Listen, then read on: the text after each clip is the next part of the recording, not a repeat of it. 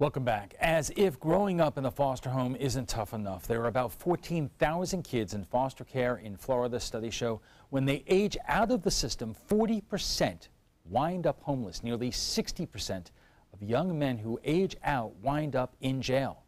Joining us for more is ABC 7 reporter Dwayne Lindo, who just did that incredible story, and Shauna Mikado's own story of homelessness and her journey from the streets to an undergrad and master's degree in social work from USF Sarasota Manatee. Made national headlines, and she currently works for Pathways Human Services. Thank you both for joining us. And Dwayne, the numbers that I just cited really tell the story in terms of your story and that young man who, if not for the love and dedication of a family who adopted him, might be one of those statistics that we refer to. Yeah, and look, I got to tell you, Taylor Going is his name. You saw it in the piece. This kid right now is in high school, a junior in high school. He is the highest ranking cadet in ROTC at Gibbs High School in St. Pete. He's on the baseball team. He's the kicker on the football team. Last year, he was on the soccer team. And this year, he's the captain of the high school fitness team. So rest assured that if he was in the system now, and he even admitted to this, that all these things that he's doing now, he wouldn't have been doing if he was still in the foster care system. Shauna, you were telling me before the show, the key or the hole in our system is before these young people are in high school. It goes to middle school. That's true. We need to address those trauma issues. These children came out of traumatic situations, and they go into the foster care system where it's still traumatic. And the foster homes they have too many children in there. The children's needs are getting addressed as best as they can because we have phenomenal foster homes here in our counties, but they're doing the best they can, and they're overcrowded, and we're not dealing with those traumatic issues, and we're not dealing with the trauma in the brain. These children come out of the foster care system feeling like they're damaged. What do they do with that? Instead of realizing that this happened to them, and they're not educated about what has happened to them, so that they can repair it. They need to understand it. I think that's the key part, because point of personal privilege here, my parents took in a foster child who, when I was a young kid, and I looked at the other child as a brother, but in many ways the damage was done by the trauma that they experienced, and it's very hard for these children to overcome it. And even a little self-disclosure, when I have my own moments where I have anxieties, I think, okay, this is from traumas that I've had, and I need to take a look at that. And that's only because I have knowledge of what has happened to me and what is going on in my brain. And for people who don't know, you were homeless. That's when the stories were written about you and your incredible educational journey, but you were also a foster child yourself. I have that background, yes. Okay. We are just getting started with this conversation. It's an important one. We'll have much more on kids aging out of foster care right after we check First Alert weather. Stay with us.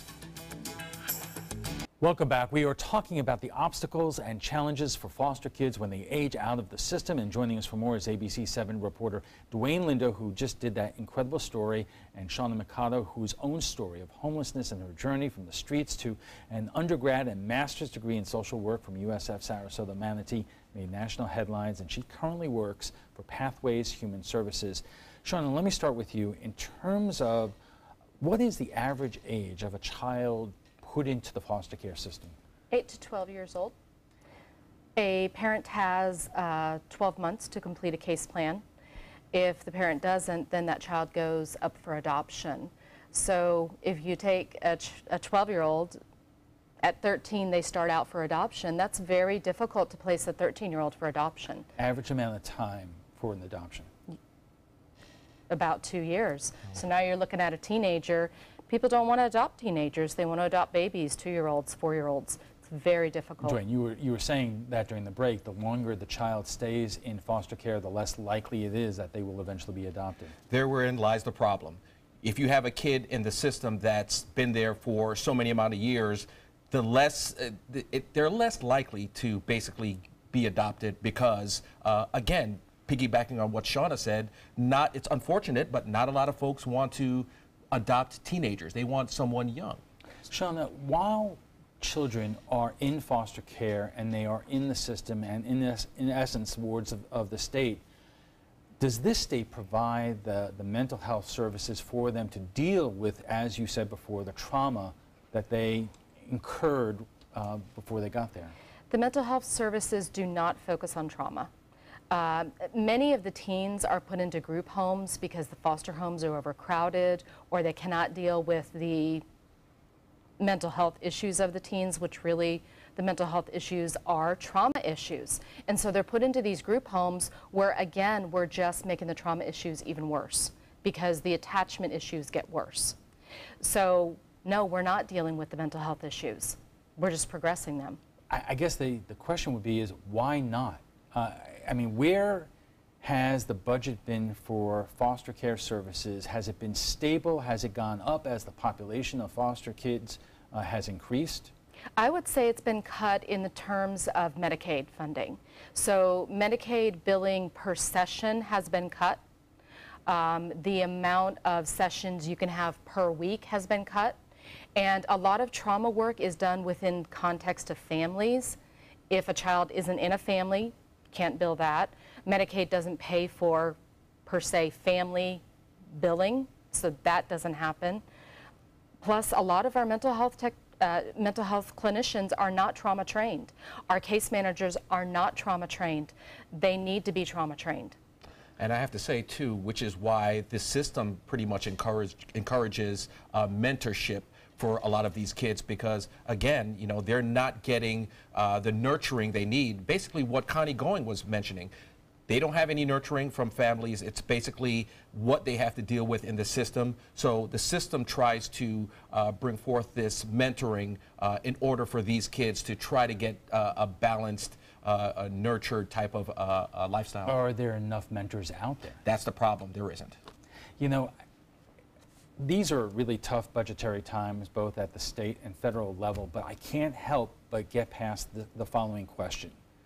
Wouldn't it be more cost effective to get these children the help they need in terms of mental health services so they grow to be productive adults rather than what is happening now where we just reported 60% of young men who come out of foster care wind up in jail?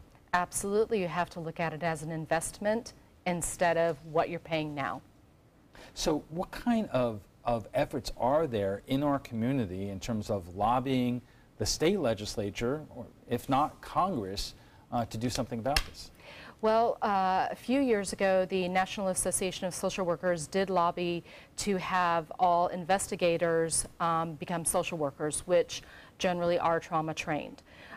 Social workers do look at the environment of the child more so than just a disciplinary action. So that's one thing. I would like to see everybody trauma trained. I would like to see case managers trauma trained. And one thing, Nancy Dietert passed legislation back in 2013. It took effect January of 2014, which gives these young adults aging out at 18 an extended stay to 20 or 21. So they have that option too if they're, and I believe they receive a stipend as well, but Nancy Dietert pushed that into the system, so kids now have an option to extend up to 20 or 21. Right. They do, but the problem is a lot of kids don't want to take that because it's such a constricting and confining system. They want to just get out. They want to just have their freedom. Right. Kids in foster care, correct me if I'm wrong, are entitled to get a college education in Florida. Yes. What percentage of them do? 2%. 2%. 2% of a certain population even takes advantage of the ability they have to get a free college education. Yes. Why is that? Because they don't even graduate high school. They just want their freedom. They just want to get out because it's so confining and so disciplinary, and the trauma and the cortisol in their brain and their brain's just on fire that they just want to run away from it. You were making a point to me earlier that it's good that you have the college education there if a child wants it and can take advantage of it, but we should be doing more in terms of other kinds of education, Yes. practical education, and is that available? There are trades available. We should encourage our foster kids that are aging out to go for more trades, less college, more practical, more obtainable, quicker obtainable.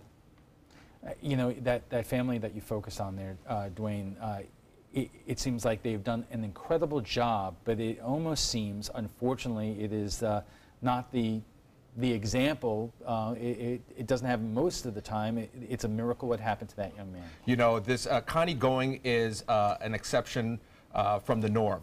Okay, so Connie Going, like I mentioned in the piece, she has 4 adopted children. She nurtures these children as much as she can. And these 4 children that were in the foster care system, and like I said, with Taylor, he would have been anybody. I don't know who knows where he would have been at this point if he was still in the foster care system. But you know, with Connie Going being there and being in Taylor's life and her other 3 kids' life, basically changed their life a 180. And the message there should be that, you know, you could go through this terrible trauma and come out the other end just like you did. Absolutely. It is very possible. Absolutely. It takes support. It takes somebody taken by the hand and walking them there. And finally, I ask this about every topic that we take on, is any other state doing it better than we are? No. No. There are agencies doing it better than we are. There are communities doing it better than we are, but there's not a state doing it better than we are, no. All right, let's take a quick break and we'll come back with final thoughts when we return. We're talking about the challenges facing kids, foster kids who age out of the system, and our guest joining us right now for final thoughts. Dwayne, you didn't know a lot about this issue before doing this story. What did you learn? Well, look, I'm looking at this situation glass half full. You have kids that really need help. I mean, talking to Connie, she's very passionate about helping kids in the system. She can't do it alone. That's the problem. We discussed that in the last segment. But I think guidance and mentoring will do a lot for these kids. Connie agreed. The amount of kids that are in the system now just unfortunately shouldn't be there. But again, it's the way the system is set up. But if there was a little bit more guidance, a little bit more mentoring, I think the system would be a little bit better. You know, Shauna, this is a wonderful community that we live in. There are a lot of charitable organizations out there, a lot of people doing good work. But there are also people who are probably watching this tonight who say the message here is people who are not prepared to raise children shouldn't have them. I guess you can be cynical that way, but the reality is these are kids. And we need to help them because soon they're going to be adults in our community. And if we don't help them, they're going to be more adults having babies. They need help. They need mentors. They need people to teach them and to heal the trauma. All right. Thank you both very much. Important subject tonight.